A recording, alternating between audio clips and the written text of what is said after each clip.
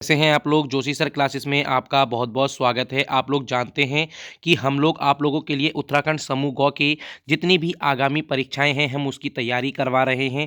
इससे पहले हम लोगों ने आप हमारे चैनल में जाकर देख सकते हैं, वहाँ पर लाइव क्लास में हमने लगभग 2500 प्रश्न के महत्वपूर्ण यहाँ पर लाइव सेशन चलाया था। लगभग हम रोज़ रात में यहाँ पर आ रहे थे, परंतु कुछ कारणवश हम लोग बीच में इसको हम लोगों को रोकना पड़ा था। परंतु अब यहाँ आप लोगों के लिए हम लोग एक अलग से वीडियो लेकर आएंगे। लगभग जो आपके लिए इम्पोर्टेंट चीज़ें होंगी उसको ही ध्यान में रखते हुए आपको पढ़ाया जाएगा। दूसरा, आप लोगों से मैं ये कहना चाहता हूँ, जिन विद्यार्थियों ने भी पटवारी का पेपर दे चुके हैं, 12 तारीख को अभी पटवारी का पेपर हुआ था, जितने भी विद्यार्थियों का वो अच्छा हुआ है, उन लोगों से बस मैं इतना कहना चाहता हूँ कि पटवारी की यहाँ पर जो आप लोगों को कट ऑफ देखने को मिल सकती है, मैं सारे डिस्ट्रिक्ट को ओवरऑल बता रहा हूँ। लगभग आप लोगों की यहाँ पर 72 से 75 के बीच में, बिल्कुल ये बहुत इंपॉर्टेंट है। 72 से 75 ये बहुत ज़्यादा इंपॉर्टेंट है। इसलिए मैं आप लोगों से कहना चाहता हूँ, जितने भी विद्यार्थी हैं, अब आप लोग आगे कनिष्ठ सहायक, पर्यावरण परीक्षक और वन दरोगा की तैयारी कर रहे होंगे। और मैं आप लोगों से ये कहना चाहूँगा कि जितने भी एग्ज़ाम आपके डेट में लिखे हुए थे, तो उसी तारीख को ये होने वाले हैं। कोई भी यहाँ पर ऊंच नीच नहीं होगी। आप लोगों को मैंने पहले ही बोला था कि पटवारी का पेपर समय से ही होगा, परंतु आप लोग वहाँ पर पहले ही बोल रहे थे कि ये रुक भी सकता है, परंतु अब ये 12 तारीख को होकर जा चुका है। तो सिंपल सी बात है, 5 तारीख को जो कनिष्ठ सहायक का पेपर होने वाला है, उसमें आप लोगों ने सिलेबस देखा ही होगा। उसमें एक अलग से सिलेबस में विज्ञान लिखा हुआ आया है। विज्ञान और कंप्यूटर के लगभग 15 यहाँ पर क्वेश्चन आप लोगों को कर जाना है। 15 क्वेश्चन बहुत इंपॉर्टेंट होते हैं, इसलिए हम लोगों ने सिर्फ यहाँ पर महत्वपूर्ण विज्ञान, सामान्य विज्ञान, जर्नल साइंस के इंपॉर्टेंट 500 प्रश्न आपके सामने लेकर आ रहे हैं। ये हमारा पहला भाग होगा। यहाँ से हम लोग लगभग 2-2 दिन के अंतराल में 5 पार्ट के अंतर्गत ये 500 प्रश्न की जो इम्पोर्टेंट सीरीज है, इसको पूरा ख़त्म कर देंगे। उसके बाद हम एक-एक करके जितने भी इम्पोर्टेंट चीज़ मुझे लगेंगी, वही मैं आप लोगों को पूरा अच्छे से यहाँ पर कराने की कोशिश करूँगा। यदि आपको ये मेरा पूरा वीडियो अंत तक आप लोग ज़रूर देखिएगा। यदि आपको मेरा ये पूरा वीडियो पसंद आता है, तो ही आप इसको लाइक और सब्सक्राइब करें। देखो, हम आपके लिए इतनी मेहनत करते हैं, तो मैं पहले ही इतना बोल देना चाहता हूँ। यदि आपको ये वीडियो अंत तक पसंद आता है, तभी इसको लाइक कीजिएगा। ठीक है, आगे चलते हैं। हम लोग यहाँ पर सबसे पहला अगर प्रश्न की बात कर लेते हैं, तो ध्यान से देखिए। सबसे पहला प्रश्न आपके स्क्रीन पर आ रहा है। इसमें क्या है? ओजोन परत किस मंडल में पाई जाती है? मैंने बहुत बार ऐसे प्रश्न आप लोगों को मैंने पहले भी करवा चुका हूँ, परंतु यहाँ पर हम दोबारा से कर रहे हैं। ओजोन परत किस मंडल में पाई जाती है? तो सबसे पहले आप लोगों को पता होना चाहिए, आप लोगों के यहाँ पर वायुमंडल में 5 परतें देखने को मिलती हैं। सबसे पहली क्षोभ मंडल, दूसरी संताप मंडल, तीसरी यहाँ पर मध्य मंडल, फिर उसके बाद आयन मंडल, फिर लास्ट में आती है आप लोगों की ब्रही मंडल। तो ब्रही मंडल के बारे में तो पटवारी में पूछा ही गया था, तो आपको पता होना चाहिए। ये बहुत ज़्यादा इंपॉर्टेंट टॉपिक बन जाता है, जो आपके पर्यावरण से इंपॉर्टेंट हो जाता है। तो यहाँ पर अगर मैं बात करता हूँ कि ओजोन परत किस मंडल में पाई जाती है, तो इसका उत्तर बिल्कुल सही संताप मंडल हो रहा होगा। ठीक है, आगे चलते हैं। पृथ्वी के सबसे करीब स्थित, वहाँ पर देखो पटवारी में पूछा था सबसे दूर, सबसे लास्ट वाली जो परत का नाम क्या है। अब यहाँ पर पूछ रहे हैं सबसे निकट वाली परत का नाम क्या है, तो इसका उत्तर क्या होने वाला है? क्षोभ मंडल हो जाएगा। सूर्य के समीपतम ग्रह का नाम क्या है? आप लोग जानते हैं कि लगभग यहाँ पर आप लोगों को पता होगा 8 ग्रह हैं आप लोगों के, और जो सूर्य के चारों ओर चक्कर लगाते हैं। सूर्य के सबसे निकट का ग्रह बुध कहलाता है। ठीक है, तो इसका प्रश्न का उत्तर का आंसर क्या हो रहा होगा? यहाँ पर बुध हो रहा होगा। ठीक है, यदि आपसे बात करेंगे, देखो आगे धीरे धीरे करके ये सब कुछ क्वेश्चन सामने आ जाएंगे। मैं लास्ट में आप लोगों को यहाँ पर पूरा अच्छे से जो हमारा सौरमंडल है उसके बारे में भी बता दूंगा। अभी हम जल्दी जल्दी क्वेश्चन को कर रहे होंगे। सूर्य से सर्वाधिक दूर स्थित कौन सा ग्रह है? सब लोग जानते हैं, यहाँ पर वरुण हो रहा होगा। चलो मैं पूरा अच्छे से करा ही देता हूँ। देखो, सबसे पहला आप लोगों के पास यहाँ पर क्या हो जाता है, ये आप लोगों का सब लोग जानते हैं सन होगा। ठीक है। जो इसके पास होगा, सबसे पास कौन सा ग्रह है और सबसे दूर कौन सा ग्रह है, तो ये भी आपको पता होने चाहिए। देखो, स्टार्टिंग के जो 4 ग्रह होते हैं इनको आंतरिक ग्रह कहा जाता है, और जो लास्ट के 4 ग्रह होते हैं इनको बाह्य ग्रह के नाम से भी जाना जाता है, या फिर गैसीय ग्रह के नाम से भी जाना जाता है। क्योंकि ये जो लास्ट के 4 ग्रह हैं इसमें सिर्फ गैस की मात्रा सबसे ज़्यादा पाई जाती है, इसलिए इसे गैसीय ग्रह भी कहा जाता है, बाह्य ग्रह भी कहा जाता है। आंतरिक ग्रह किस किस को कहा जाता है, इसको ध्यान से सुन लीजिए। अगर मैं आपसे बात करता हूं तो सबसे पहला आप लोगों के पास आएगा बुध। ठीक है, इसको हम थोड़ा सा छोटा कर लेते हैं और यहाँ पर ध्यान से देखिए। सबसे पहला आप लोगों के पास आएगा बुध, दूसरा आप लोगों के पास क्या आएगा, शुक्र आएगा। ठीक है, फिर उसके बाद आप लोगों के पास क्या आएगा, देखो, बुध को मरकरी कहेंगे, इसको वीनस कहेंगे। फिर उसके बाद अगर मैं बात करता हूँ अर्थ, जिसको हम पृथ्वी कहते हैं, फिर उसके बाद आप लोगों का मार्स आएगा। ठीक है, अब यहाँ से बात करते हैं, जुपिटर हो जाएगा आप लोगों का, सैटर्न हो जाएगा। यदि हम लोग बात करेंगे, ये आप लोगों का हिंदी में अरुण और वरुण हो रहा होगा। ठीक है, इस चीज़ को आप अच्छे से देख लेना, ये बहुत इंपॉर्टेंट है। प्रश्न यहाँ से यही बन सकते हैं कि सबसे निकट का ग्रह कौन सा है, बुध है। सबसे दूर का ग्रह कौन सा है, यहाँ पर आप लोगों का वरुण हो रहा होगा। यहाँ पर यह पूछा जाता है कि सबसे कम दिनों में चक्कर कौन सा ग्रह लगाता है, तो आप सब लोग जानते हैं 80 दिनों में यहाँ पर कौन सा लगा रहा होगा, बुध लगा रहा होगा। सबसे ज़्यादा गर्म वाला ग्रह कौन सा होगा, शुक्र होगा। बुध नहीं होके शुक्र हो जाता है सबसे गर्म वाला ग्रह। पहले 9 ग्रह हुआ करते थे, प्लूटो भी हुआ करता था, परंतु प्लूटो क्या करता था, अपने यहाँ पर अक्ष से बाहर निकलकर, यानी देखो, जो सारे ग्रह हैं, ग्रह क्या करते हैं, किसी भी अपने तारा, अगर हम बात करेंगे, यहाँ पर सूर्य एक तारा है और तारे के चारों ओर चक्कर लगाने वाले को क्या कहते हैं, ग्रह कहते हैं। परंतु यहाँ पर इनकी एक अपनी स्वयं की कक्षा होती है। प्लूटो क्या करता था, वो अपने स्वयं की कक्षा को घूमते हुए दूसरों की कक्षा को भी क्रॉस करने लग रहा था, जिस कारण इसको बौने ग्रहों पर डाला गया। इसको कब डाला गया था, 2006 में डाला गया था। यही इसका रीजन है। बहुत बार ये प्रश्न बन जाते हैं। देखो, मैंने आपको लगभग ये पूरा करा दिया है। यदि आपको और भी डीप में पढ़ना होगा तो आप लोग इसको कमेंट कर सकते हैं। ठीक है, आगे चलते हैं। सौर मंडल में कौन सा अत्यधिक तीव्र यानी चमकीला ग्रह है, सब लोग जानते होंगे। जल्दी से आप मुझे इसका अगर उत्तर देंगे तो जल्दी मुझे बताएं, इसका उत्तर क्या हो रहा होगा। इसका उत्तर शुक्र हो रहा होगा। तो यानी चमकीला ग्रह भी, सबसे गर्म ग्रह भी किसको कहा जाता है, शुक्र ग्रह को कहा जाता है। अब यहाँ पर देखो क्या लिखा है, रात्रि के समय आकाश में कौन सा ग्रह लाल दिखाई देता है, मोस्ट इंपॉर्टेंट क्वेश्चन है। तो छठे का उत्तर आप लोगों का मंगल हो जाएगा, जिसको रेड प्लेनेट भी कहा जाता है। बहुत बार प्रश्न बन जाता है, रेड प्लेनेट किसे कहते हैं, ब्लू प्लेनेट किसे कहा जाता है, ग्रीन प्लेनेट किसे कहा जाता है, ये सब आपको अच्छी तरह पता होना चाहिए। ठीक है, आगे चलते हैं। पृथ्वी पर सर्वाधिक मात्रा में पाए जाने वाला तत्व कौन सा है, मोस्ट इंपॉर्टेंट क्वेश्चन है। इसको यहाँ पर इंपॉर्टेंट मान सकते हैं। तो ये आपको पता होना चाहिए कि पृथ्वी पर सर्वाधिक मात्रा में पाए जाने वाला यहाँ पर जो तत्व है आप लोगों के पास क्या हो रहा होगा। ये पृथ्वी पर पूछा है, वायुमंडल में नहीं पूछा है। तो ये आपको पता होना चाहिए, पृथ्वी के अंतर्गत कौन सा हो जाएगा। यहाँ पर आप लोगों के पास ऑक्सीजन हो रहा होगा। ठीक है, आगे चलते हैं। यदि वायुमंडल की बात करेंगे तो नाइट्रोजन हो जाएगा। ठीक है, आगे चलते हैं। सबसे अधिक उपग्रहों वाला ग्रह कौन सा है, सबसे अधिक उपग्रह वाला ग्रह अब शनि हो चुका है। वैसे पहले बृहस्पति था, इस चीज़ को आप लोग को देखना चाहिए। ये अभी हाल ही में शनि यहाँ पर इसका सही उत्तर हो रहा होगा। ठीक है, आगे चलते हैं। हमारा सौरमंडल कौन सी आकाशगंगा में है, आप लोग जानते हैं मिल्की वे कहा जाता है। इसको किस नाम से, अन्य नाम से भी जाना जाता है, मंदाकिनी। इसका सही उत्तर यहाँ पर आप लोगों को ये पता होना चाहिए, हमारा सौरमंडल कौन सी आकाशगंगा के अंतर्गत पाया जाता है। ये सारी चीज़ें आप लोगों को अच्छे से पता होनी चाहिए, क्योंकि यहाँ से ही प्रश्न आपके बार बार बनते हैं। ठीक है, आगे चलते हैं।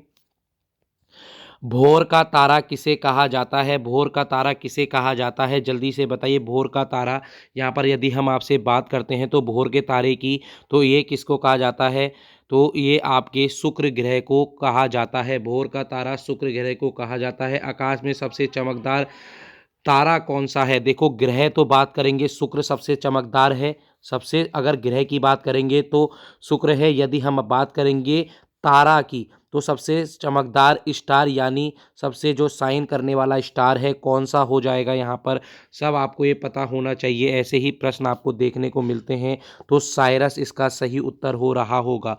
ठीक है, आगे चलते हैं। बृहस्पति ग्रह का अध्ययन करने वाला उपग्रह, बृहस्पति ग्रह का अध्ययन करने वाला ग्रह उपग्रह कौन सा है, ये भी आपको पता होना चाहिए। ये मैन के द्वारा यहाँ पर कौन सा है, ये अगर जल्दी बताएं। 12वें का उत्तर यदि हम आपसे बात करते हैं तो वाइजर 1 हो रहा होगा।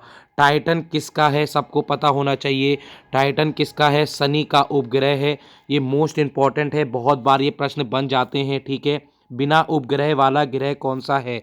14वें का उत्तर अगर यदि मैं बात करता हूं तो बिना उपग्रह वाला ग्रह कौन सा हो जाएगा, जल्दी बताइए। तो ये दोनों हो रहा होगा। बुध में भी कोई यहाँ पर ग्रह नहीं है। ठीक है, यदि हम बात करते हैं बुध में भी कोई यहाँ पर सैटेलाइट नहीं है, शुक्र में भी कोई सैटेलाइट नहीं है। देखो, उपग्रह को यहाँ पर सैटेलाइट्स भी कहा जाता है। ठीक है, इस चीज़ को देख लेना। आगे चलते हैं। पृथ्वी का एकमात्र उपग्रह, पृथ्वी का एकमात्र उपग्रह सब जानते होंगे, इसका सब उत्तर दे देंगे, चंद्रमा होगा। अंतरिक्ष में तारामंडलों की कुल संख्या कितनी है, मोस्ट इंपॉर्टेंट क्वेश्चन है। बहुत बार ऐसे प्रश्न आपको उलझा रहे होते हैं। तो तारामंडलों की संख्या कुल कितनी है, अंतरिक्ष के अंतर्गत बात की गई है। तो यदि हम बात करेंगे 16वें की, तो इसका उत्तर आपका क्या हो रहा होगा, 88 इसका सही उत्तर हो रहा होगा। ठीक है, आगे चलते हैं। सूर्य के सबसे निकट का तारा कौन सा है, मोस्ट इंपॉर्टेंट, मैंने पहले ही बोला था। इससे पहले मैंने आपको ये करवाया था। साइरस क्या है, साइरस सबसे ज़्यादा चमकदार तारा है, चमकदार तारा है। अब सूर्य के सबसे निकट का तारा कौन सा है, तो 17वें का उत्तर यहाँ पर प्रॉक्सिमा सेंचुरी हो रहा होगा, इसको देख लेना। यहीं से दो प्रश्न बनते हैं हर बार कि सबसे चमकदार तारा साइरस है, सबसे निकट का तारा कौन सा है, प्रॉक्सिमा सेंचुरी, इससे बाहर नहीं आएगा। ठीक है, आगे चलते हैं। वायुमंडल में यदि मैं बात करता हूँ, ये वायुमंडल है, वायुमंडल में कार्बन डाइऑक्साइड की मात्रा कितनी है, मोस्ट इंपॉर्टेंट क्वेश्चन है। तो 0.03% यहाँ पर इसका उत्तर हो जाएगा। 71% यहाँ पर आप लोगों का नाइट्रोजन हो रहा होगा, लगभग यहाँ पर 23% आप लोगों का यहाँ पर ऑक्सीजन देखने को मिलता है। और जो कार्बन डाइऑक्साइड है, ये आपको देखने को, देखो अन्य गैस भी इसमें आ जाती हैं। ये बहुत ज़्यादा इंपॉर्टेंट है, इस चीज़ को आपको छोड़कर नहीं जाना चाहिए। वायुमंडल की सबसे ऊपरी परत मैंने अभी आपको बताई थी, सबसे ऊपरी परत ये वायुमंडल होता है। मैंने आपको कल भी ये क्वेश्चन बताया है। पटवारी यदि आप लोगों ने पेपर दिया होगा अभी 12 फरवरी वाला, तो वहाँ आपको ये प्रश्न देखने को मिला है। देखो, प्रश्न हम सारे वही करवाते हैं जो सिर्फ इम्पॉर्टेंट होते हैं। यदि आपको ये पूरी सीरीज अच्छी लग रही है, आप चाहते हैं कि इसकी पीडीएफ आप लोग लें, तो आप हमारे टेलीग्राम ग्रुप में जुड़ जाइए। आज आपको इसकी पीडीएफ मिल जाएगी और उसके बाद आप हमारा यहाँ पर जितने भी हम लोग यहाँ पर पार्ट कराएंगे वो लगभग सारे आपको पीडीएफ के तौर पर देखने को किस में मिलेंगे, टेलीग्राम ग्रुप में मिल जाएंगे। टेलीग्राम हमारा जोशी सर क्लासेस देवभूमि करके टेलीग्राम ग्रुप हमारा बच्चों का बना हुआ है। लगभग 60 विद्यार्थी उसमें अभी जुड़े हैं। मैं चाहता हूँ ज़्यादा से ज़्यादा विद्यार्थी उसमें जुड़ें और अपने आगामी परीक्षाओं में यहाँ से यदि कोई प्रश्न बनता है तो उसको अच्छे से कर आएँ। ठीक है, चंद्रमा के प्रकाश को पृथ्वी पर आने में कितना समय लगता है, मोस्ट इंपॉर्टेंट क्वेश्चन है। बहुत बार ऐसे प्रश्न बनते हैं। देखो, एक होता है सूर्य को पृथ्वी पर आने पर कितना समय लगता है, तो ये आप लोगों का 8 मिनट 3 सेकंड लगता है। यदि चंद्रमा को प्रकाश की पृथ्वी पर आने में कितना समय लगेगा, ये प्रश्न पूछा गया है। ऐसे ही प्रश्न पूछे जाते हैं, बच्चे वहाँ पर 8.3 लगाएंगे। परंतु मैं आप लोगों से ये कहना चाहता हूँ कि हर बार ऐसी गलती मत करना कि जैसे अभी यहाँ पूछा है कि चंद्रमा से पृथ्वी पर आने में कितना समय लगेगा, 1.3 सेकंड लगेगा। सूर्य से पृथ्वी पर आने में 8.3 लगता है। अगर वहाँ पर 3 नहीं दिया हो तो 8 भी उसका सही उत्तर हो जाता है। ठीक है, कहीं कहीं पर 8.2 भी दिया हो सकता है, परंतु ऐसी चीज़ें बार बार नहीं दी जाएंगी। या तो 8 दिया होगा या 8.3 दिया होगा। 8.3 दिया है तो सूर्य से प्रकाश पृथ्वी पर पहुंचता है 8.3 मिनट में, इसको गलती मत करना। अब आ जाता है चंद्रमा द्वारा पृथ्वी की परिक्रमा। ये इंपॉर्टेंट क्वेश्चन है, सारे के सारे ये प्रश्न बन जाते हैं। आपको कमेंट में बताना है कि सूर्य मतलब सूर्य के चारों ओर पृथ्वी जब चक्कर लगाती है तो कितने टाइम में उसका चक्कर लगाती है, आप मुझे कमेंट सेशन में बताएंगे। और सूर्य का यहाँ पर कितनी दूरी है, सूर्य से पृथ्वी की कितनी दूरी है, ये भी मुझे बताएंगे। ठीक है, अब याला प्रश्न का उत्तर मैं बता देता हूँ। चंद्रमा द्वारा पृथ्वी की परिक्रमा में यहाँ पर लगा समय कितना होता है, 27.3 हो रहा होता है। इस चीज़ को आप लोग देख लेना, ठीक है, जिसको हम आप लोग जानते हैं पूर्णिमा जिसको कहते हैं आप लोग ना, तो यही इसके अंतर्गत आ रहा होता। आगे चलते हैं, मौसमी घटनाएं किस मंडल के अंतर्गत आती है। मैंने पहले ही टाइम पर आपको बताया था, जो मौसमी घटनाएं होंगी आपकी किसके अंतर्गत आ रही होंगी, क्षोभ मंडल के अंतर्गत आ रही होंगी। संताप मंडल के पास आपको ओजोन गैस मिलती है, ये आपको पता होना चाहिए, उसके ऊपरी परत में। ठीक है, वायु है, आपको ये पता होना चाहिए वायु क्या है, ठोस है, द्रव है या मिश्रण है। जब मैंने आपको वन दरोगा की सीरीज करवाई थी वहाँ ये मैंने अच्छे से आपको बता दिया था। यदि आपने वो नहीं देखा है तो आप वो देखें, तब आप इसका उत्तर दें। इसका उत्तर मैं आप लोगों को छोड़ता हूं। यदि आप मेरा पूरा वीडियो देख रहे हैं तो आप इसका कमेंट जरूर करेंगे। वायु क्या है, ठोस है, द्रव है, गैसों का मिश्रण है, जल्दी बताएं मुझे। ठीक है, आगे चलते हैं, मौसमी घटनाएं किस मंडल पे घटती हैं, संताप मंडल पे, मैंने बता दिया। आगे चलते हैं, ब्रह्मांड में सर्वाधिक मात्रा में पाया जाने वाला तत्व कौन सा है, मोस्ट इंपॉर्टेंट।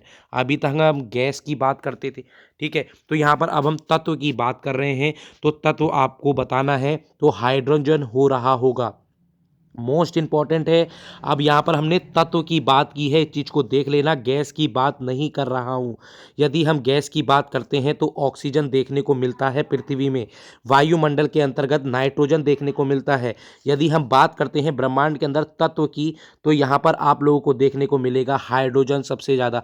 देखो ये महत्वपूर्ण है, इस चीज़ को आपको गलती नहीं करनी है।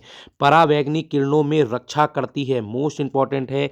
कौन सी करेगी, ओजोन गैस करेगी, जो संताप मंडल के अंतर्गत पाई जाती है, इसको गलती मत करके आना, बार बार बता रहा हूं। नीला ग्रह मैंने अभी आपसे बोला था, नीला ग्रह कौन सा है, ये आपको सबको आना चाहिए, पृथ्वी को कहते हैं। पृथ्वी की बहन या जुड़वा ग्रह किसे कहा जाता है, तो शुक्र को कहा जाता है। देखो शुक्र को मैंने अभी आपको बताया, क्या क्या कहते हैं, चमकीला ग्रह कहते हैं, चम चमकीला चमकीला ग्रह कहते हैं। दूसरा यहाँ पर शुक्र को यहाँ पर क्या कहा जाता है, सबसे गर्म ग्रह भी कहा जाता है। शुक्र को यहाँ पर जुड़वा बहन भी कहा जाता है, इसको भोर का तारा भी कहा जाता है। ये सारी चीज़ें, सांझ का तारा भी इसे ही कहा जाता है। इस चीज़ को आप लोग गलती मत करना, बार बार एक एक चीज़ बता रहा हूँ, वहाँ पर प्रश्न कुछ भी बन सकता है। लगभग आपको 8 प्रश्न कनिष्ठ सहायक में देखने को मिलेंगे। वन दरोगा तो देखो पूरा साइंस पर डिपेंडेड है, और पर्यावरण परीक्षक का जो पेपर दे रहे हैं वो भी पूरा साइंस में है। और यहाँ से प्रश्न आपको, जो मैं 500 प्रश्न करवा रहा हूँ, यहाँ से आपको देख लेना लगभग 20 से 30 प्रश्न देखने को जरूर मिल रहे होंगे। मैं सिर्फ वही प्रश्न करवा रहा हूँ जो मोस्ट इम्पॉर्टेंट है, ठीक है। ये कहीं ना कहीं किसी ना किसी एग्जाम में देखने को मिलते ही हैं। किसी ग्रह पर वायुमंडल नहीं है, किस ग्रह पर वायुमंडल नहीं है, मोस्ट इम्पॉर्टेंट क्वेश्चन है ये, पृथ्वी पर सबको पता होना चाहिए है। मंगल ग्रह पे आप लोगों को पता था, इस चीज़ को जल्दी बताइए, किस ग्रह पर वायुमंडल नहीं है, पूछा है 28 में, तो इसका उत्तर क्या हो जाएगा, इनमें से कोई नहीं। इस चीज़ को देख लेना, मोस्ट इम्पॉर्टेंट क्वेश्चन है, किस ग्रह पर वायुमंडल नहीं है कह रहा है, ठीक है। देखो मंगल में भी है, पृथ्वी पर भी है, और शनि पर भी थोड़ा थोड़ा देखने को मिलता है, तो इसका उत्तर इनमें से कोई नहीं हो जाएगा, ठीक है। आगे चलते हैं, सौर परिवार का सबसे ठंडा ग्रह, मोस्ट इंपॉर्टेंट, मैंने अभी आपसे बोला था गर्म ग्रह किसे कहते हैं, ठंडे ग्रह की बात आ गई है तो यहाँ पर आपका नेपच्यून हो जाएगा, क्योंकि ये सबसे दूर है।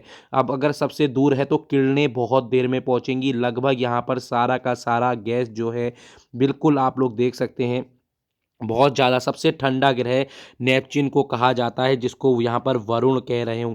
देखो ये सारी चीज़ें आपको पता होनी चाहिए। आगे चलते हैं, किस ग्रह फिर उसके बाद हम बात करते हैं किस ग्रह पर सूर्य पश्चिम में उगता है। मोस्ट इंपॉर्टेंट क्वेश्चन फिर देखने को मिलता है, ये किस में होगा। तो यहाँ पर आपका उत्तर हो रहा होगा, जल्दी बताएं किस ग्रह में सूर्य पश्चिम में उगता है। मोस्ट इंपॉर्टेंट क्वेश्चन है। 30वें का उत्तर आप लोगों का यहाँ पर क्या देखने को मिल रहा है, जल्दी बताएं। इसका उत्तर आप लोगों को यहाँ पर शुक्र देखने को मिलता है। ठीक है, आगे चलते हैं। वलय युक्त ग्रह है, मोस्ट इंपॉर्टेंट यहाँ पर क्या हो जाएगा, वलय। किसमें सबसे ज़्यादा वलय पाया जाता है, यह आपको पता होना चाहिए। 31 का बी यहाँ पर शनि मोस्ट इंपॉर्टेंट है। ठीक है, आगे चलते हैं। ध्रुव तारा किस दिशा को इंगित करता है, मोस्ट इंपॉर्टेंट है। देखो, एक जो पहले के लोग हुआ करते थे उनके पास कोई यहाँ पर दिग सूचक नहीं हुआ करता था जिससे वो दिशा का पता लगा सके, परंतु एक जो विद्वान थे उन्होंने ध्रुव तारे को देखा था, और ध्रुव तारा आपको पता है किधर की ओर उगता है, तो उससे पता लग जाता था कि ये कौन सी दिशा है। यदि आपको ये पता लग जाए कि ये आपका क्या है, नॉर्थ है, ये आपका साउथ है, ये आपका ईस्ट, ये आपका वेस्ट है, तो ये इससे आपको पता लग जाता था। तो वो लोग पहले ध्रुव तारा से ही दिशा का पता लगाते थे। तो ध्रुव तारा किस दिशा की ओर इंगित करता है, तो 32वें का उत्तर आप लोगों का उत्तर हो रहा होगा। ठीक है, आगे चलते हैं। तारों एवं सूर्य की ऊर्जा का स्रोत, मोस्ट इंपॉर्टेंट क्वेश्चन है। ये बहुत इंपॉर्टेंट क्वेश्चन है। सूर्य में कौन सी अभिक्रिया होती है, ये प्रश्न ऐसा भी बन जाता है। तो इसका उत्तर आप लोगों का नाभिकीय संलयन हो रहा होगा। अगर परमाणु बम जो होता है, परमाणु बम के अंदर आप लोगों को विखंडन देखने को मिलेगा। हाइड्रोजन बम के अंतर्गत आप लोगों को संलयन देखने को मिलेगा। इसलिए सूर्य के अंदर हीलियम को तोड़कर H+ में बदल जाता है। ये चीज़ें बहुत इंपॉर्टेंट है, इस चीज़ को आपको पता होना चाहिए। इसलिए नाभिकीय संलयन किसके अंतर्गत होगा, सूर्य और तारों के अंतर्गत होगा। और परमाणु बम के अंतर्गत क्या हो रहा होगा, नाभिकीय विखंडन हो रहा होगा। नेपच्यून की खोज किसने की थी, मोस्ट इंपॉर्टेंट है। इसका उत्तर क्या हो रहा होगा, 34वें का गैले ने की थी। इसको आप गलती मत करके आना, बहुत बार ये प्रश्न बन जाते हैं। ठीक है, आगे चलते हैं। मनुष्य ने पहली बार किस वर्ष चांद पर कदम रखा था, मोस्ट इंपॉर्टेंट है। उनका मुझे नाम भी बताएंगे। पहले कदम चंद्रमा पर रखने वाले आदमी का नाम क्या था, जल्दी से बताएं। ये बहुत इंपॉर्टेंट है, ये आपको पता होना चाहिए। इसका उत्तर क्या हो रहा होगा, जल्दी बताएं। इसका उत्तर 1969 हो रहा होगा। यहाँ से प्रश्न बन जाते हैं और इस बार आपको देखने को भी मिलेंगे। अगर हम बात करें, आगे चलते हैं। अंतरिक्ष यात्री को आकाश का रंग कैसा दिखाई देता है, सब लोग जानते हैं काला दिखाई देता है। तो इसको बिल्कुल भी यहाँ पर आप लोग गलत नहीं करेंगे, ऐसे प्रश्न भी आपको देखने को मिलते हैं। आगे चलते हैं। सूर्य की सतह का तापमान यहाँ पर बात कर लेते हैं, तो ये आपका 6000 हो रहा होगा। अगर हम भीतर की बात करेंगे तो और भी ज़्यादा है, परंतु ये इसके क्रोड की बात चल रही है, तो यहाँ पर 6000 बहुत इंपॉर्टेंट है। केल्विन होगा, यहाँ से प्रश्न बनते हैं। सौरमंडल का सबसे छोटा उपग्रह की बात की गई है, सबसे छोटे उपग्रह की बात की गई है, तो यहाँ पर 38वें का आपको डीमॉस हो रहा होगा। देखो, डीमॉस ये सब किसके हैं, ये मार्स के अंतर्गत आएंगे, इस चीज़ को देख लेना। ठीक है, डीमॉस और फेमोस होता है किसके अंतर्गत, मार्स के अंतर्गत। मार्स किसको कहते हैं, मंगल ग्रह। आगे चलते हैं। क्षुद्र ग्रह स्थित होता है, मोस्ट इंपॉर्टेंट है। क्षुद्र ग्रह स्थित होता है, बहुत बार ये प्रश्न बन जाते हैं। बुध और शुक्र के बीच ये कभी नहीं होगा। ठीक है, आपको पता होना चाहिए। मंगल और बृहस्पति बिल्कुल सही उत्तर है इसका, मंगल और बृहस्पति। ठीक है, आगे चलते हैं। पृथ्वी पर अपने अक्ष पर घूर्ण है, पृथ्वी अपने अक्ष पर घूर्ण है, यहाँ से प्रश्न बन जाते हैं। इस चीज़ को आपको गलती नहीं करनी है, तो इसका उत्तर क्या हो जाएगा, पश्चिम से पूरब की ओर। इसको गलती मत करना, यहाँ से प्रश्न बन जाते हैं। ठीक है, लगभग हमने 40 प्रश्न वायुमंडल के कर लिए हैं। अब हम आगे के प्रश्न की ओर चलते हैं। इससे पहले मैं आप लोगों को थोड़ी सी चीज़ बता देना चाहता हूँ। देखो, अभी हमने वायुमंडल को पूरा कर लिया। वायुमंडल के जितने भी इंपॉर्टेंट प्रश्न बन सकते थे वो मैंने सारे करवा दिए हैं। अब हम यहाँ पर मात्रक पर करेंगे। देखो, मात्रक के इंपॉर्टेंट प्रश्न भी बहुत ज़्यादा इंपॉर्टेंट हैं। आपको पता है आप लोगों के पास 7 मूल मात्रक हैं, और उन मूल मात्रकों से व्युत्पन्न मात्रक भी बनते हैं। वो लगभग उनकी संख्या 100 से ऊपर है। तो जो जो इम्पोर्टेंट होगी मैं सिर्फ वही प्रश्न लाया हूँ, और जो जो इम्पोर्टेंट होगा वो भी मैं आपको अब बीच बीच में कराता रहूँगा। यदि आपको मेरी वीडियो पसंद आ रही है तो आप इसको लाइक और कमेंट जरूर करें, ठीक है। तो जी की इकाई इकाई है, जल्दी बताएं जी क्या है, पहले आपको ये पता होना चाहिए। गुरुत्वाकर्षण नियतांक कहते हैं इसको, ये आपको पता होना चाहिए। एक आपका छोटा जी होता है जिसका 9.8 होता है मान, और इस वाले जी का मान जल्दी मुझे कमेंट सेशन पर बताएं। मैं आपको यूनिट बता रहा हूँ। पहले का इसका उत्तर आपका यहाँ पर क्या होगा, newton metre square upon kg square इसका इंपॉर्टेंट हो रहा होगा। इसको गलती मत करना, यहाँ से प्रश्न बन जाते हैं। यदि आपको मात्रक भी कराने होंगे तो आप मुझे कमेंट सेशन पर बता दीजिए। लगभग 50 मात्रक को मैं अच्छे से आपको समझा दूंगा, परंतु अभी हम यहाँ पर एमसीक्यू कर रहे हैं तो जल्दी इसको करते हैं। आवेग माप है, किसका माप है, तो यहाँ पर आपको पता होना चाहिए। तो यह आपका किसका है, भार का है, ठीक है। आगे चलते हैं। अदिश राशि कौन सी है, अदिश राशि आप सबको पता होना चाहिए। एक अदिश राशि होती है, एक सदिश राशि होती है। अदिश राशि वह होती है जिसमें परिमाण तो होता है परंतु दिशा नहीं होती। सदिश राशि वह होती है जिसमें परिमाण और दिशा दोनों होती हैं। इस चीज को आप लोग देख लेना, गलती मत करना। अब हम बात करते हैं इसमें अदिश राशि कौन सी है। ये देखो, मैं जब अभी आपको पूरी क्लास 10th पूरा कराऊंगा, उसके बाद जब क्लास 10th के अंतर्गत ये अदिश राशि और सदिश राशि करवा रहा हूँ तब वहां कर लेना। वन दरोगा की हमने पूरी यहाँ पर 9th और क्लास 10th को पूरा कराने का आपसे वादा किया था एग्जाम से पहले तक। तो एग्जाम आप लोगों का लगभग अप्रैल में देखने को मिल सकता है, तो पूरा मार्च बचा है, तो मैं वहां आपको अच्छे से करा दूंगा। परंतु अभी हमको जल्दी जल्दी क्वेश्चन करने हैं, तो इस चक्कर में मैं आपको पूरी अदिश राशि नहीं बता सकता। तो परंतु यहाँ पर आप लोगों को लिखा है कि अदिश राशि कौन सी है, तो अदिश राशि यहाँ पर तीसरे की कौन सी हो रही होगी, ऊर्जा हो रही होगी। अगर मैं बात करूंगा बल आगुण की, देखो बल भी आपका क्या होता है, सदिश राशि होता है। बल आगुण, संवेग और त्वरण, वेग वेग हो गया, त्वरण हो गया, संवेग हो गया, बल आगुण हो गया, बल हो गया, ये सारे सदिश राशि के अंतर्गत आते हैं, ठीक है।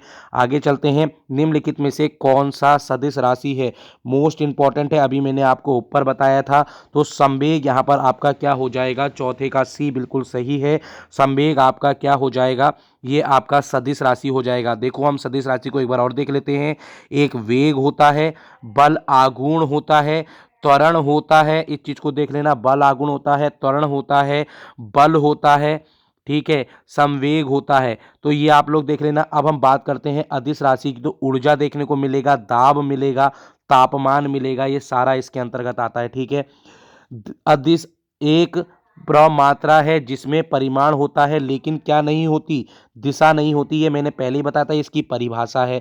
अगर हम सदिश की बात कर लेंगे तो सदिश में ये दोनों होती हैं, जिसमें परिमाण भी देखने को मिलेगा और आपको दिशा भी देखने को मिलेगी। आशा करता हूं आपको बिल्कुल सब समझ में आ रहा होगा। देखो पृष्ठ तनाव का बहुत बार पूछा जाता है, पृष्ठ तनाव का बहुत बार पूछा जाता है। तो मैं आपको कुछ इंपॉर्टेंट जो हमारे इंपॉर्टेंट होंगे वो मैं आपको थोड़ा सा करवा देता हूँ, ठीक है। यहाँ पर अगर मैं आपसे क्षेत्रफल की बात करूंगा, देखो आपको ये पता होना चाहिए, सबसे पहला आप लोगों के पास क्या होता है, आपके पास सबसे पहला होता है मास होगा, यहाँ पर एम होगा, एल होगा और टी होगा। इन्हीं के अंतर्गत आपको सारी चीज़ें देखने को मिलेंगी। तो सबसे पहला यहाँ पर पूछा है पृष्ठ तनाव का।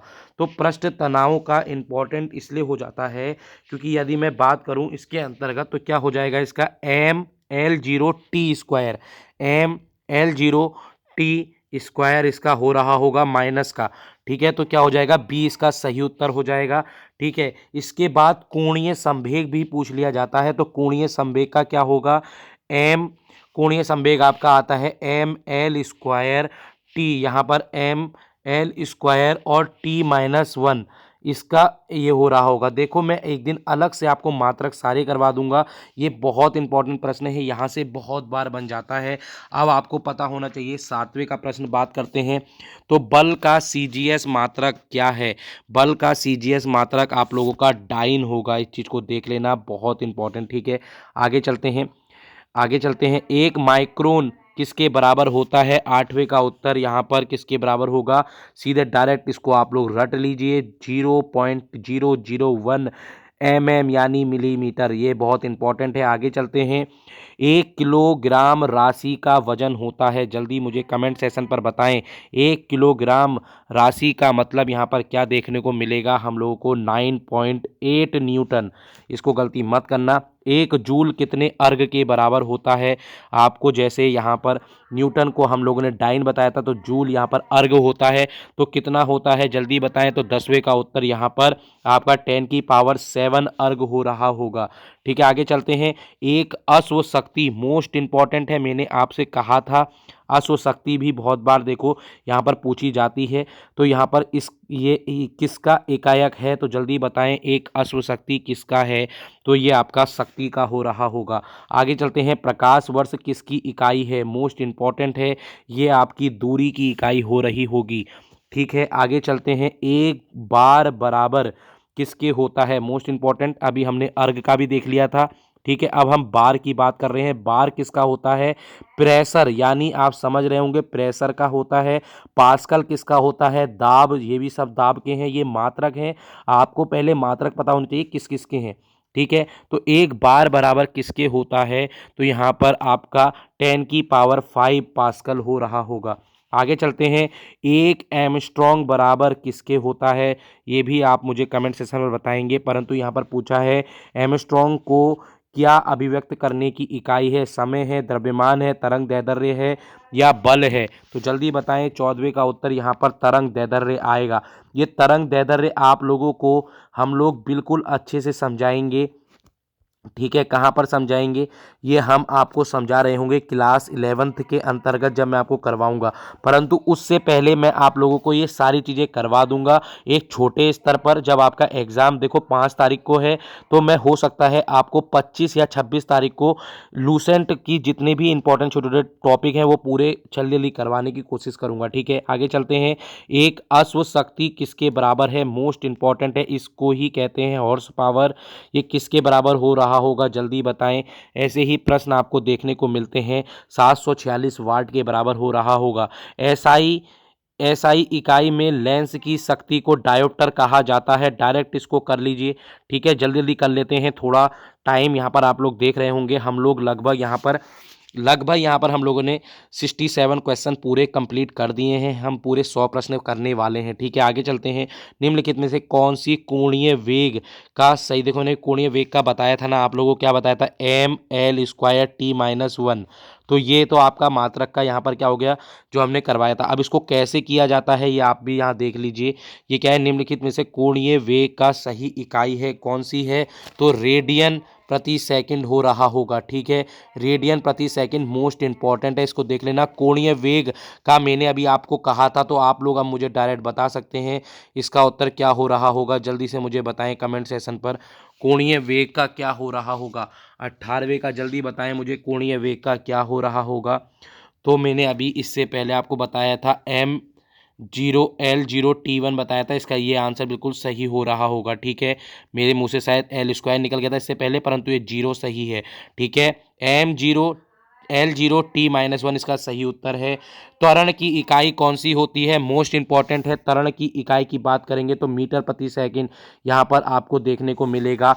19वें का यहाँ पर आपको बहुत इंपॉर्टेंट क्वेश्चन है, मीटर प्रति सेकंड स्क्वायर बहुत ज़्यादा इंपॉर्टेंट है। ठीक है, आगे चलते हैं। अगर हम आगे चलते हैं, एक पारसेक में कुल कितने प्रकाश होते हैं? प्रकाश वर्ष होते हैं। बहुत बार देखो, पारसेक बहुत बड़ी इकाई है, और प्रकाश वर्ष आप लोग सब जानते हैं। पारसेक दूरी सबसे बड़ी दूरी होती है, ये याद रखना। और ये प्रकाश वर्ष कितने प्रकाश वर्ष के बराबर होगी? तो यहाँ पर इसका उत्तर किसके बराबर हो रहा होगा? जल्दी बताएं, मोस्ट इंपॉर्टेंट क्वेश्चन है। ठीक है, इस चीज़ को आप लोग देख लेना। आगे चलते हैं। एक परमदाब किसके बराबर होता है? 21वें का उत्तर की बात करते हैं तो यहाँ पर किसके बराबर हो रहा होगा? एक परमदाब किसके बराबर हो रहा होगा? मोस्ट इंपॉर्टेंट क्वेश्चन है। एक परमदाब किसके बराबर हो रहा होगा? तो ये आपका गेज, यहाँ पर देखिए, एक सेकंड, मैंने इससे पहले आप लोगों को पूरा भी करवाया नहीं। 3.26 इसका उत्तर हो जाएगा। 3.26 इसका उत्तर हो जाएगा। एक परमदाब है, एक परमदाब किसके बराबर होगा यहाँ पर आप लोगों का? ये आपका हो रहा होगा गेज दाब प्लस 1 बार, ठीक है, गेज दाब प्लस 1 बार के बराबर होगा एक फेमटो बराबर होता है किसके, 22वें का उत्तर 10 की पावर -15 होगा। ताप का एसआई मात्रक क्या है, मोस्ट इंपॉर्टेंट, 23वें का उत्तर केल्विन हो रहा होगा। सेल्सियस मत करके आना, एसआई मात्रक केल्विन होता है, ठीक है। ताप का एसआई मात्रक मैंने बताया केल्विन होता है। आगे चलते हैं, ध्वनि की तीव्रता किस प्रकार से नापी जाती है, डेसिबल में, सबको पता होना चाहिए, इसको आप लोग गलती नहीं करेंगे, ठीक है। आगे चलते हैं, ज्योति तीव्रता का मात्रक है, आपको पता होना चाहिए, 25वें का यहाँ पर आपको कैंडेला देखने को मिलेगा, ठीक है, ये भी आप लोगों से। फिर आगे चलते हैं, ध्वनि की पिच बहुत इंपॉर्टेंट है, इसको गलती मत करना। जब मैं ध्वनि करवाऊंगा तो 3 लक्षण देखने को मिलते हैं इसमें। तीक्ष्णता होता है, तीक्ष्णता का निर्धारण कौन करेगा, देखो, एक होता है आयाम, प्रबलता और आवृत्ति, ये तीनों को आपको पता होना चाहिए। ये सारा आपको मैं बिल्कुल अच्छे से करवाऊंगा, मैंने पहले ही बोला था, ये मैं आपको पूरा अच्छे से करवाऊंगा। देखो, आयाम अभी आपको नहीं पता होगा, ये सारी चीज़ें मैं जब करवाऊंगा तब आपको बता दूंगा। जैसे कैंची में भी, कैंची में कौन सा लगता है, कैंची में कौन सा होता है, हथौड़े में कौन से उसका उत्तोलक होता है, देखो ये उत्तोलक के अंतर्गत देखने को मिलता है, तब मैं आपको पूरा ढंग से करवा दूंगा। अभी बस मुझे ये बताइए, ध्वनि की पिच का निर्धारण किससे होता है, तो 26 के अंतर्गत हम बात करेंगे तो आवृत्ति से होता है, ठीक है। आयाम मत करना, आवृत्ति करना, ठीक है, ध्वनि से आवृत्ति आएगा, आवृत्ति मोस्ट इंपॉर्टेंट है, ठीक है।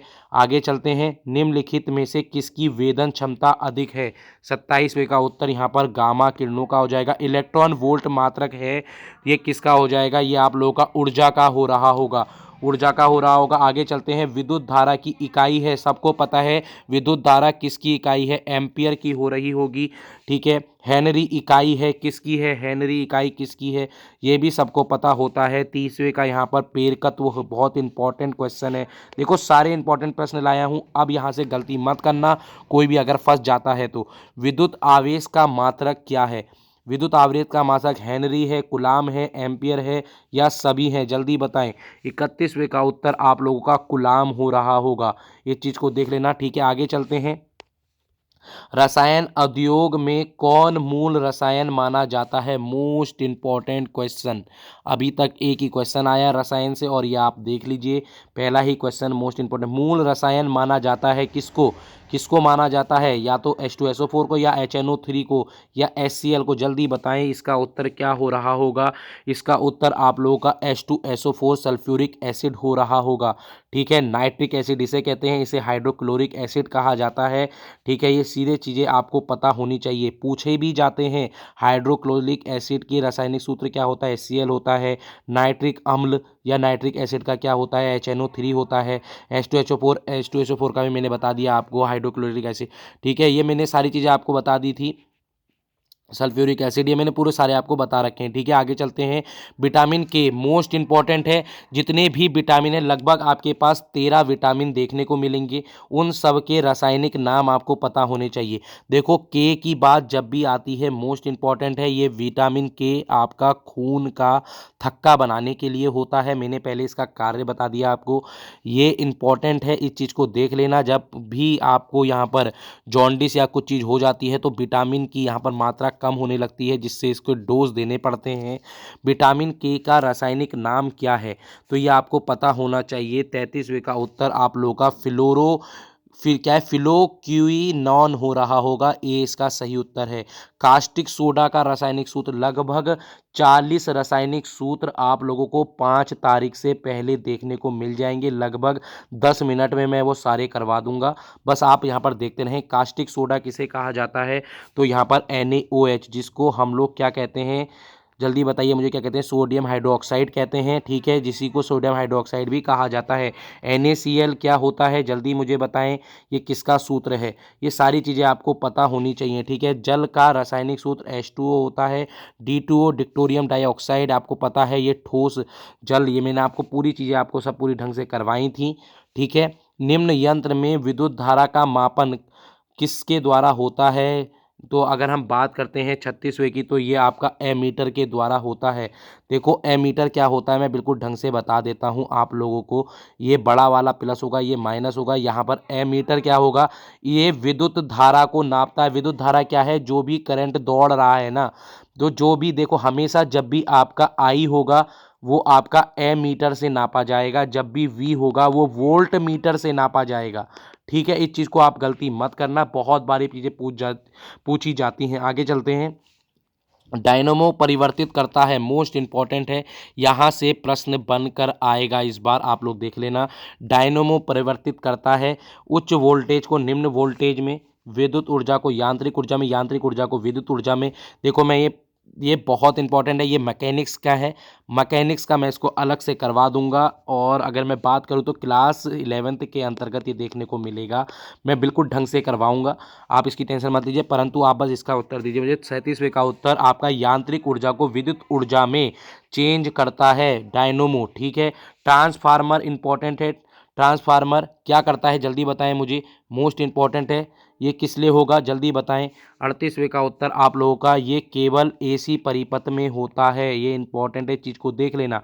ट्रांसफार्मर आपका किसके अंतर्गत आएगा, ये आपका एसी परिपथ के अंतर्गत देखने को मिलेगा। सूर्य की किरणें, आगे चलते हैं। सूर्य की किरणें की तीव्रता मापने वाले उपकरण को क्या कहा जाता है। देखो उपकरण से भी प्रश्न एक बनता है, उपकरण से भी प्रश्न बनते हैं, तो क्या कहा जाता है जिससे सूर्य की किरणों को नापते हैं, उसको क्या कहा जाता है। तो यहाँ पर अगर हम बात करते हैं तो एक्टियोमीटर, एक्टियोमीटर सी इसका सही उत्तर है। आगे चलते हैं। निम्न में से कौन सा मैग्नीफाइंग गिलास की भांति प्रयुक्त होता है, मोस्ट इंपॉर्टेंट है ये प्रश्न। ये लेंस के अंतर्गत प्रश्न है। अभी मैं क्लास 10th के फिजिक्स को करवाऊंगा, तो वहां पर आपको देखने को मिलेगा, तब मैं आपको बिल्कुल ढंग से करवा दूंगा। मैग्नीफाइंग गिलास किसे कहा जाता है, तो यहाँ पर अभिसारी लेंस को कहा जाता है। ठीक है, ये सारी चीज़ें पता होनी चाहिए। समतल दर्पण क्या है, अवतल दर्पण क्या है, उत्तल दर्पण क्या है, अपसारी लेंस किसे कहते हैं, अभिसारी लेंस किसे कहते हैं, ये सारी चीज़ें मैं तब आपको समझा रहा हूँगा। प्रकाश का वेग को सर्वप्रथम किसने मापा था, मोस्ट इंपॉर्टेंट है, तो ये आप लोगों का रोमर ने नापा था। ठीक है, लगभग मैंने अभी तक आपको 80 प्रश्न करवा दिए हैं, और मैं अब आगे इससे बिल्कुल आपको करवाने वाला हूँ। थोड़ा सा अभी मैं यहाँ पर आपको ब्रेक लेता हूँ, फिर उसके बाद मैं आपको ये पूरा करवा दूंगा। मोस्ट इंपॉर्टेंट क्वेश्चन है ये। लगभग अभी तक हमने यहाँ पर 41 इसके प्रश्न जिसमें हमने मात्रकों को समझा था, उससे पहले हमने 40 प्रश्न वायुमंडल के पूरे करा दिए हैं। यदि आपको यहाँ तक पसंद आई होगी मेरी वीडियो, तो प्लीज़ इसको सब्सक्राइब जरूर करें, क्योंकि देख लेना आपको ये खनिज सहायक में बहुत ज़्यादा सहायता प्रदान करेगी मेरी ये वीडियो। मैं बस आपसे बार बार इसलिए कह रहा हूँ क्योंकि अपने जितने भी भाई बहन हैं सबको इसको शेयर करें। देखो आप लोगों ने उत्तराखंड अच्छे से पढ़ा होता है, हिस्ट्री अच्छे से पढ़ी होती है, परंतु हम लोग साइंस की ओर ज़्यादा ध्यान नहीं देते, क्योंकि अभी तक साइंस हमारे उसमें 1 या 2 नंबर की आई थी। यहाँ पर 10 या 8 नंबर की देखने को मिलेगी, बहुत बड़ा रोल निभाएगी साइंस। मैं पहले ही बोल रहा हूँ, इसलिए आप लोग इसको जरूर देखें। एक भी विद्यार्थी इसको स्किप मत करना। 500 जो ये प्रश्न है, लगभग 1-1 घंटे अगर रोज भी करेंगे तो 5 दिन में पूरे हो जाएंगे। अभी 20 दिन है आपके पास, और लगभग 4 बार इसको रिवीजन कर लीजिएगा। लगभग आपके जो 8 प्रश्न हैं, 8 में से आपको 5 या 6 जरूर यहाँ से देखने को मिल जाएंगे, क्योंकि ये सारे के सारे एसएससी सीजीएल के, एसएससी सीजीएल रेलवे हो गया, जितने भी एग्जाम होते हैं उसके इंपॉर्टेंट 500 प्रश्न आपके सामने मैं लेकर आ रहा हूँ। यदि आपको पसंद आ रही है मेरी वीडियो, प्लीज़ इसको लाइक करें, ज़्यादा से ज़्यादा अपने भाई बहनों को इसको शेयर करें। ठीक है, यदि आप लोगों को अच्छा लगता है तो ही इसको सब्सक्राइब करें। ठीक है, अब हम यहाँ पर कुछ बायोलॉजी के प्रश्न लेकर आए हैं। आप लोग जानते हैं बायोलॉजी कितनी इंपॉर्टेंट है। लगभग यहाँ पर आपको 10 या 12 प्रश्न देखने को मिलेंगे। उसके बाद हम लोग इस पूरे जितना भी हमारा ये टोटल है, इसको हम लोग आपके सामने पूरा अच्छे से करवाने वाले हैं। ठीक है, तो आप लोग बिल्कुल मेरे साथ जुड़ जाएं। इसमें प्रोटीन का संरक्षण होता है, किसके अंतर्गत होता है, मोस्ट इंपॉर्टेंट है। प्रोटीन का संरक्षण किसके अंतर्गत होगा, तो आपका किसके अंतर्गत होगा, राइबोसोम के अंतर्गत होता है। मैंने ये सारा आपको सेल यानी कोशिका के अंतर्गत करवा दिया था। पादप कोशिका, जंतु कोशिका के भी अंतर मैंने पूरे करवा दिए हैं। आप मेरे वन दरोगा वाली सेल वाली जो मैंने क्लास करवाई है 1 घंटे की, प्लीज़ उसको देख लीजिए। वहाँ से आप लोग ये नहीं देखेंगे कि राइबोसोम क्या है, बिजली का घर माइटोकॉन्ड्रिया को क्यों कहते हैं, ये सारे प्रश्न देखो यहाँ आपको देखने को मिल रहे होंगे। प्रोटीन का संरक्षण किस में होता है, मैंने उस दिन करवाया था राइबोसोम में। माइटोकॉन्ड्रिया का संबंध है, मैंने आपको उसी समय बताया था। यहाँ पर किससे रिलेटेड हो जाएगा, श्वसन से। मैंने कहा था 36 होती है एटीपी और वहाँ पर 2 प्राप्त और कर लेता है तो 38 एटीपी हो जाती है। यदि आपने देखा होगा तो आप जरूर उसको देख रहे होंगे। ठीक है, आगे चलते हैं। कोशिका के अंदर ऊर्जा का निर्माण किसके द्वारा किया जाता है? तीसरा का उत्तर आप लोगों का माइटोकॉन्ड्रिया हो रहा होगा। मैंने कहा था बिजली ग्रह किसको कहा जाता है, तो आपका माइटोकॉन्ड्रिया, मैंने आपको पहले ही बोला था। ठीक है, आगे चलते हैं। पादप कोशिका में डीएनए होता है किसके अंतर्गत? मैंने सभी बोला था, इन तीनों के अंतर्गत आपको देखने को मिलेगा। मोस्ट इंपॉर्टेंट क्वेश्चन है, यहां से प्रश्न बहुत बार बन जाते हैं। ठीक है, देखो हरित लवक आपके पादप में नहीं हो रहा होगा, तो केंद्रक और माइटोकॉन्ड्रिया में यहां पर जंतु कोशिका के अंतर्गत भी पाया जाता है। आगे चलते हैं। मानव शरीर में कौन से अंग की लसिका कोशिका बनती है? मोस्ट इंपॉर्टेंट क्वेश्चन है 5वें का। जल्दी से मुझे इसका उत्तर बताएं। 5वें का उत्तर इसका आपका क्या हो रहा होगा? दीर्घस्थ हो रहा होगा। कोशिका सिद्धांत का प्रतिपादन किसने किया था? मैंने पहले ही ये सारी चीजें करवाई थी। 2 लोग थे, स्लाइडन और स्वान, मैंने बोला था। आप लोगों ने अगर वो किया होगा तो आप इसकी गलती नहीं कर रहे होंगे। देखो आपने अगर मेरी सेल वाली वीडियो देखी है ना, तो आप इससे एक भी क्वेश्चन नहीं छोड़कर आएंगे। मैंने तब भी बोला था और यहाँ भी आप लोग देख लीजिए। ठीक है, आगे चलते हैं। अर्धसूत्री विभाजन, मैंने पहले ही कहा था, ये मोस्ट इंपॉर्टेंट है। ये आपका मोस्ट इंपॉर्टेंट है, प्रजनन के समय देखने को मिलता है। ये पादप प्रजनन में देखने को मिलता है। देखो अर्धसूत्री होगा, पूर्णसूत्री होगा, ये सारी चीजें इंपॉर्टेंट हो जाती हैं। तो यदि हम अर्धसूत्री की बात करते हैं तो अर्धसूत्री का उत्तर यहाँ पर आप लोगों का तरुण पुष्प की कलिकाओं के अंतर्गत देखने को मिलता है। ठीक है, आगे चलते हैं। आगे मैंने आपसे कहा था कि एटीपी का निर्माण किसमें होता है, तो उस टाइम मैंने पहले ही बोला था 36 एटीपी के बाद 2 एटीपी जुड़ जाते हैं, वो माइटोकॉन्ड्रिया के कारण होता है। तो इसका उत्तर 8वें का माइटोकॉन्ड्रिया हो रहा होगा। ठीक है, 8वें का क्या उत्तर हो रहा होगा, ये मैंने आपको पूरा अच्छे से बता दिया है। यदि मैं आपसे बात करता हूं इसके अंतर्गत, यदि मैं बात करता हूं इससे आगे, किस दूध में लैक्टोज शक्कर का प्रतिशत सबसे अधिक पाया जाता है? मैंने पहले ही बताया था इस चीज को। देखो ये सारी चीजें मैंने पूरी करवा रखी हैं। इन सभी के अंतर्गत पाया जाता है लैक्टोज। गाय के दूध में भी, स्त्री के दूध में भी और बकरी के दूध में भी है। ठीक है, आगे चलते हैं। इसके बाद देख लेते हैं हाइड्रोफोबिया रोग। मोस्ट इंपॉर्टेंट है, हाइड्रोफोबिया रोग किसके कारण होता है? तो 10वें का उत्तर आपको देखने को मिल रहा होगा। 10वें का उत्तर आपको देखने को मिल रहा होगा विषाणु, जिसको वायरस कहते हैं। ठीक है, वायरस के कारण देखने को मिलता है। सबसे ज्यादा दिन तक जीवित रहने वाला पक्षी कौन सा है? सबसे ज्यादा दिन तक रहने वाला पक्षी कौन सा हो जाएगा? तो ऑस्ट्रिच हो जाएगा। ठीक है, ऑस्ट्रिच इसका सही उत्तर हो जाएगा। चमगादड़ किस वर्ग के अंतर्गत आता है? देखो ये सारे वर्ग मैं अभी आपको कराने वाला हूं, लगभग इसके बारे में मैं पूरा आपको करवा दूंगा। ये चीजें मैंने नहीं करवाई है, मैं इसको फिर से करवाऊंगा। जितने वर्ग हैं आपके, तो ये किसके अंतर्गत आएगा? तो 12वें का उत्तर यहाँ पर आपका ए हो रहेगा, क्योंकि देखो ये मैमेलिया है। मैमेलिया के अंतर्गत आपके डॉल्फिन भी देखने को मिलेंगी। ठीक है, जितने भी स्तनधारी प्राणी हैं सब इसके अंतर्गत देखने को मिलते हैं। ठीक है, आगे चलते हैं। एथलिक फूट बीमारी होती है, ये मैंने पहले ही बोला था किसके अंतर्गत होगी? एथलीट। यहाँ पर अगर बात कर लेते हैं, एथलीट फूट किसके अंतर्गत देखने को मिलेगी? बीमारी होती है किसमें होगी? ये आपकी फुफुंद के अंतर्गत हो रही होगी। फुफुंद, इस चीज को आप लोग देख लेना। ठीक है, फुफुंद के अंतर्गत देखने को मिलेगी। और यहाँ पर लगभग जो ये लास्ट प्रश्न है आप लोगों का, लीची में खाया जाने वाला भाग कौन सा है? मोस्ट इंपॉर्टेंट है, कौन से भाग को खाया जाता है? तो ये आपका एरिल हो रहा होगा। देखो यहाँ पर आगे नहीं है तो मैं बता देता हूँ, एरिल है। लगभग मैंने आपको यहाँ पर 95 प्रश्न पूरे करवा चुका हूँ। लगभग ये आपके देखो पूरा लास्ट हो चुका है और मैंने लगभग आपको पूरे 94 प्रश्न करवा दिए हैं। यदि आपको मेरी ये वीडियो पसंद आई हो तो आप लोग, आशा करता हूं, इसको लाइक करेंगे, अपने भाई बहनों को शेयर करेंगे। आप लोग जानते हैं कनिष्ठ सहायक में 7 और 8 नंबर की विज्ञान जरूर देखने को मिलेगी और लगभग 5 या 6 प्रश्न की आपको यहाँ पर कंप्यूटर देखने को मिलने वाली है, जो एक आप लोगों को अलग लेकर जाएगी और विद्यार्थियों से। देखो सब विद्यार्थी ने विज्ञान को नहीं पढ़ा है, इसलिए हम लोग इसका वीडियो लेकर आए हैं।